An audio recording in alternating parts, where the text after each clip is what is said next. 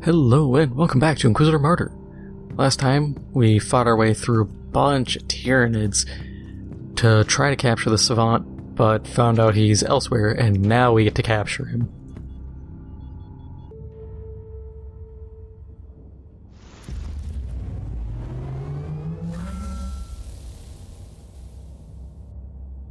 I must reach the inner sanctum of this facility. Considering the nature of the Savant's experiments, I would be very grateful for some picked grabs if you find some of his devices. I don't think this will be a peaceful stroll into the sanctum. So between episodes, during last episode I got a new staff, but I swapped it between episodes. So now I do that, which is pretty cool. And I switched my circle ability because the staff gives a bonus to the AoE damage, not the damage over time. Which is gonna change... Okay, let's be real, it's not really gonna change how I play. See guy, roll face across buttons, hope they die. Been my strategy this whole time, and it will be forever. But this new ability... Okay, I was hoping for a little more damage than that, but whatever. It is a Bulgarin. Credit where credit is due, they're tanky.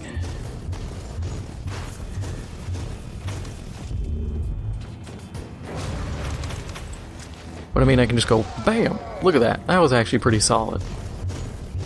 And the shots are piercing, which is going to help chew through just flimsy guys, and that's kind of what I'm concerned about at this point.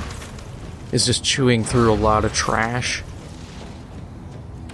Because I feel like that's where I start to get kind of bogged down, is trying to chew through, like, one thick enemy among a heap of garbage, because I can't really do precision aiming on a console.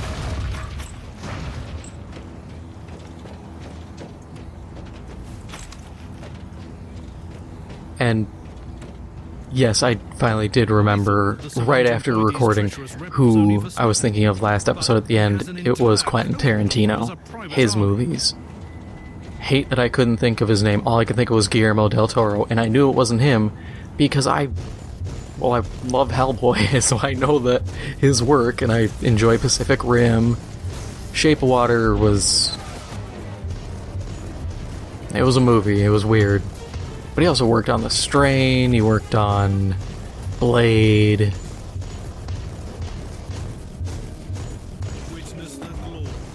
God, I love Blade. That was such a good...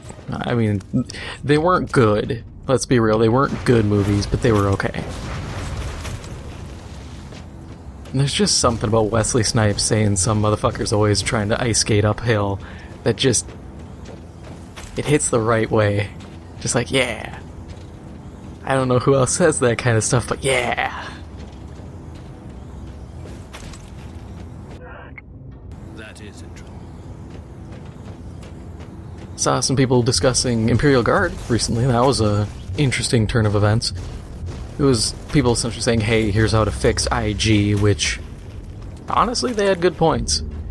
Bring back the platoon system, which is an older system that allowed you to kind of group up a bunch of units into a platoon.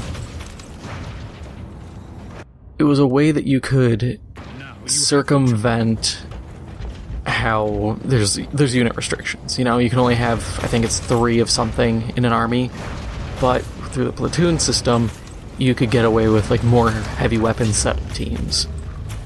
Which, honestly, considering how flimsy they are, and they don't move fast, and they just kind of do one thing and die, IG can get away with having more than 3. So it's like, I'm for that. It helps make Imperial Guard a little more unique.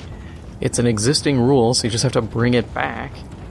And it's honestly really needed, because Imperial Guard is in such a bad state.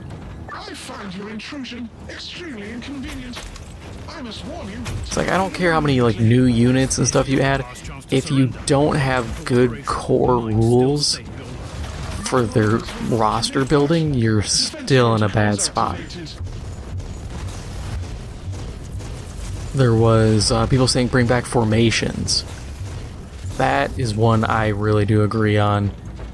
I Honestly, I think formation should be a bigger thing, at least for IG.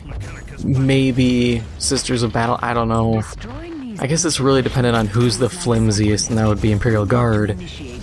But I mean, that would make it easier for Traitor Guard as well. But the whole idea there is just like, you have certain rules that buff and provide buffs based on, you know, how units are positioned. Pretty simple, pretty straightforward, makes sense. You know, oh, if we have guys in a proper line, you can do some firing line or something. I don't see the problem with allowing that. It rewards Imperial Guard players for better positioning. Because as it stands, a lot of the time I just see guys like run a bunch of guys, mishmash, consolidate the position, keep them in a lump, and they're like, yep, that's my Imperial Guard.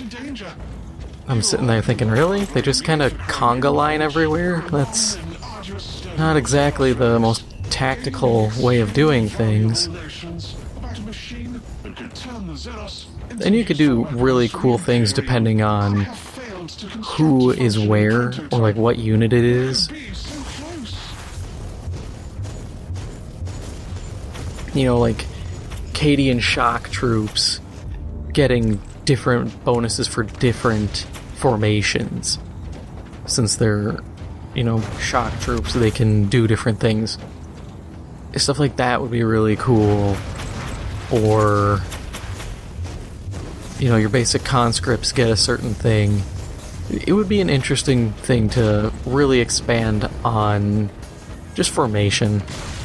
Because that's such a forgotten element of the game.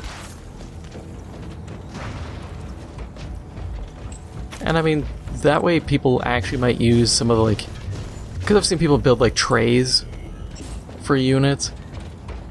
Might actually incentivize people to do that a little more to keep a unit all together.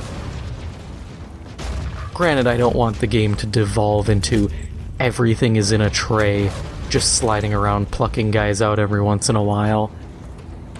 But you can at least kind of go in a direction where trays are useful for certain units.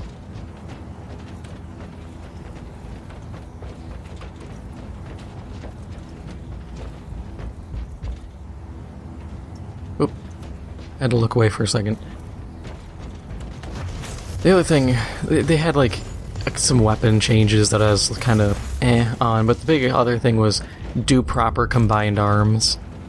Which I've said that before, that there should be more buffs, or like more buff giving for stuff.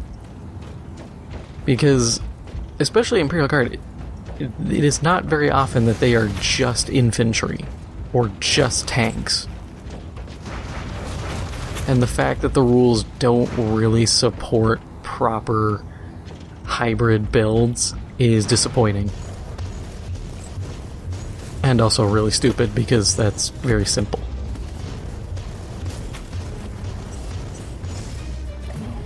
And it's one of those things where it's like, no wonder the Guard is in such a bad spot if that's your best thing going for them, is, or like that's the biggest, one of the bigger problems is you can't even use both vehicles and infantry without having to horribly cripple one or the other.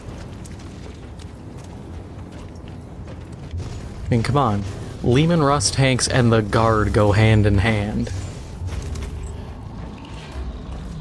No self-respecting guardsman is gonna go without, like, a sentinel. Which is kind of something that bugs me, is sentinel use, in terms of, like, in lore. It's like, oh, well, they're scout units. I feel like they're perfectly viable fire support units. Like, you're not gonna find units that have plasma cannons. I will be 100% honest there. Plasma cannons are not going to be used a ton. They do exist on Sentinels, but you're not going to be sitting there going around saying, okay, every, 15 guardsmen pair off and you'll get a plasma cannon Sentinel to walk with you. No. Those are your I'd say anti-vehicle, or depending on splash, AoE, anti-infantry hit units. You use them as strike units. You don't use them as just basic support. But, you know, something with like crack missiles, or even just a multi-las, the only thing I can see being the downside is they're not exactly stealthy.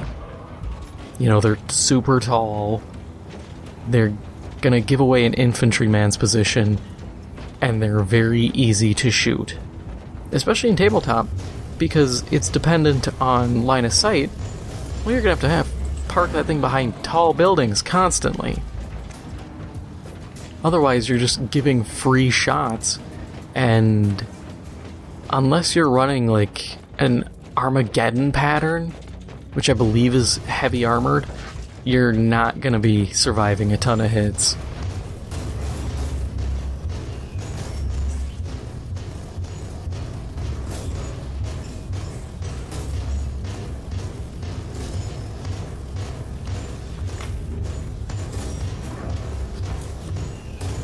You know what'd be cool? Just thought of this. The game Enlisted definitely needs work. Kind of a meh game, but I think that's mostly the monetization method. But you take that, and you play as Imperial Guard.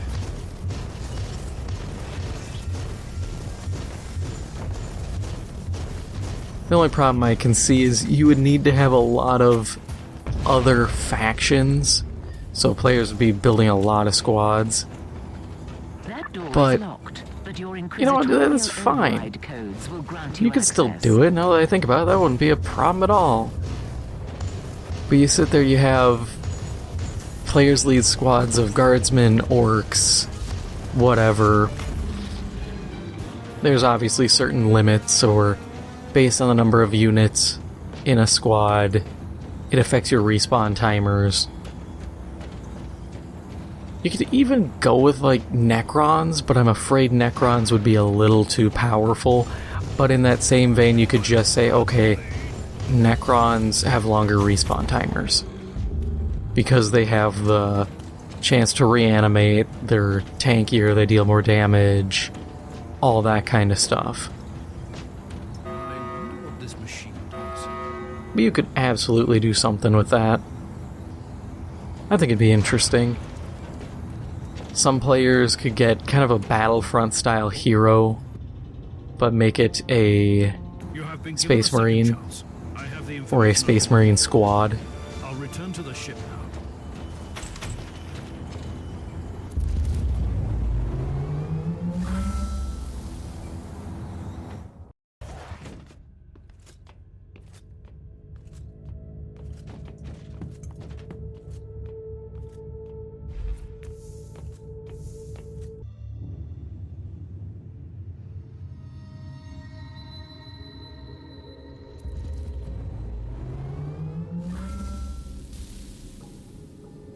My priority is to Yeah, the more I think about it, the more you could do some really cool stuff with a enlisted style game in 40k. Because just guardsmen, you could have,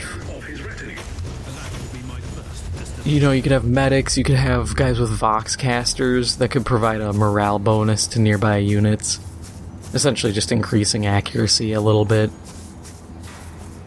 You could use the vox caster to call in, like, bombing runs or something, depending on how vehicles are also implemented.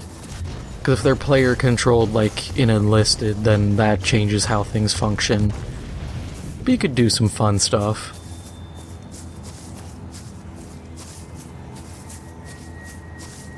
I think there's definite possibilities.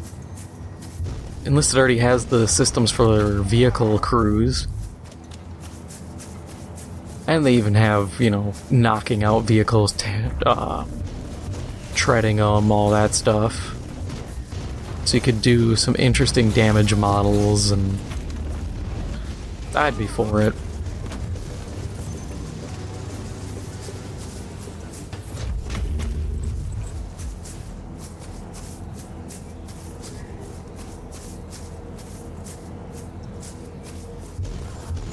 Every other faction would need some little changes, but I think in general you could do some pretty cool stuff.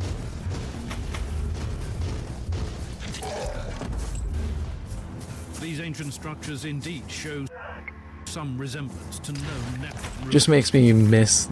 Our understanding of This is another throwback of something I've talked about countless times, but Eternal Crusade. Cool idea. Oh, we'll do 40k, but planet side, but 40k, and then they just didn't. You know, every time there'd be an update on that game, they'd go, "Oh, we didn't plan for this. We didn't know this was gonna happen." And every time I just sat there going, "Really? You guys didn't test the capabilities of your engine? You didn't prototype this kind of stuff? You probably should have prototyped this first.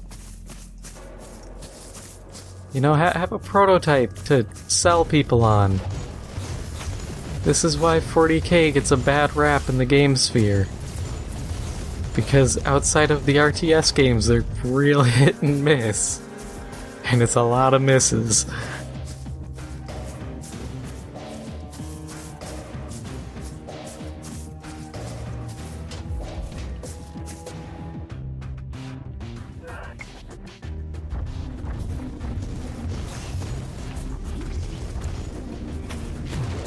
But that would be cool though, enlisted 40k. Honestly, the easiest thing would just be pumping out maps, because you can just recycle the same terrain pieces a million times. I say that jokingly, but also 100% serious.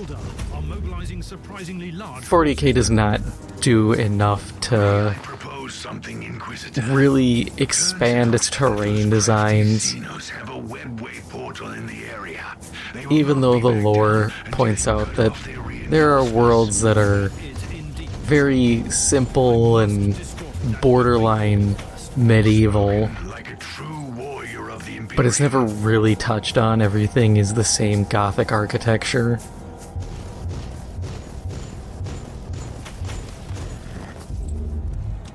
You know, I'd love to see an Imperial world with a modern take on, like, feudal Japan architecture. Or a world that has legitimate stone castles and landing pads for vehicles and, like, starships. I think it'd be cool. But if they're just gonna use the same old, you could plop those things down anywhere. Oh, you're on a desert world in a ruined city. Quick, put some sand textures and sand dunes. Okay, now you're on a temperate world. Okay, remove the dunes, add some grass, slap a few trees around. Oh, it's been abandoned for a long time. Slap some vines and overgrowth. You know, you can... I'm very much simplifying, especially in the sense of a game. That's... You would be remaking assets, retexturing assets. It's a lot more than I'm letting on. I'm being as simple as I am for slight comedic effect, and also just to kind of point out, you know, conceptually you're not changing things a ton. Kind of a don't reinvent the wheel sort of deal. But you could even have different ruined things like crashed Eldar vehicles and all that sort of stuff somewhere. But you could do a ton of stuff. One thing I would totally do is the... if you're familiar with Battlefield 1, the operations, you do something like that, where you have a series of fights, and depending on how things pan out, rewards are doled out. Of course, for 40k, you gotta really step it up. You can't have, 3 battles and go, that's the operation. No, that's rookie numbers. you have to be doing, honestly, I would say maybe 10 fights. It really depends, because you could sit here. Biggest thing, it depends on the reward payout system. Because what I would do... see, the problem is I'm already thinking of ways you could game it. Because I was going to say what you could do is score-based. So, if you reach a certain threshold, you get this reward pool. But then, if you allow it to be kind of a back and forth, these few battles, if you lose, you fall back, but if you win, you push to the first spot, and whoever can break out of those initial spots and take the victory point wins. But the problem then is if people corroborate, you could essentially cheat and have everyone get the point value for the best wins, and then just sandbag your matches until the end, so that you get the top rewards because you reach the score value.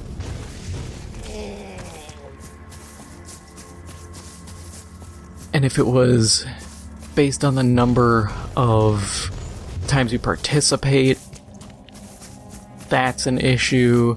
Because I'd like for the fights to be kind of long-lasting. Kind of like you play a bunch, you log off for the night, you come back the next day, hop on. Hey, the Battle of Sugma Secundus 4 ended, and your rewards are here. Open your chest, get your XP unit, whatever, you know, insert winning a battle from Pokemon sound, da-na-na, da-la-na-la-na. You know, you win, move on. Pick another big ol' fight, jump in, throw down.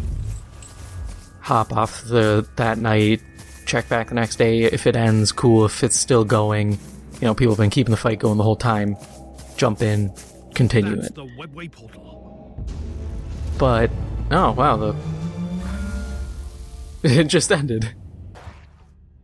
I think there might have been a group of standard guardsmen nearby who need to be rescued, and they killed everyone.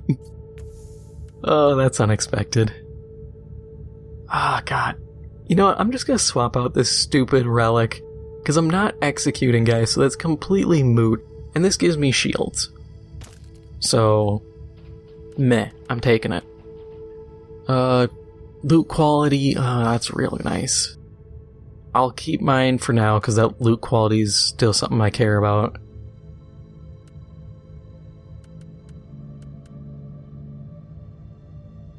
Damage taken to energy shields reflected to attack. That's really good, if we're being honest. I'll hold off. I'm still a sucker for the loot quality. I'm stupid, I know. I'm really bad at doing that, because I should just upgrade, but getting better loot means I have a better chance of getting better loot. Not gonna pass that up. But that is all for now. If you enjoyed this episode, make sure to hit the like button. It helps out the channel a lot. And if you haven't already, make sure to hit the subscribe button. Thank you for watching, and I'll see you in the next one.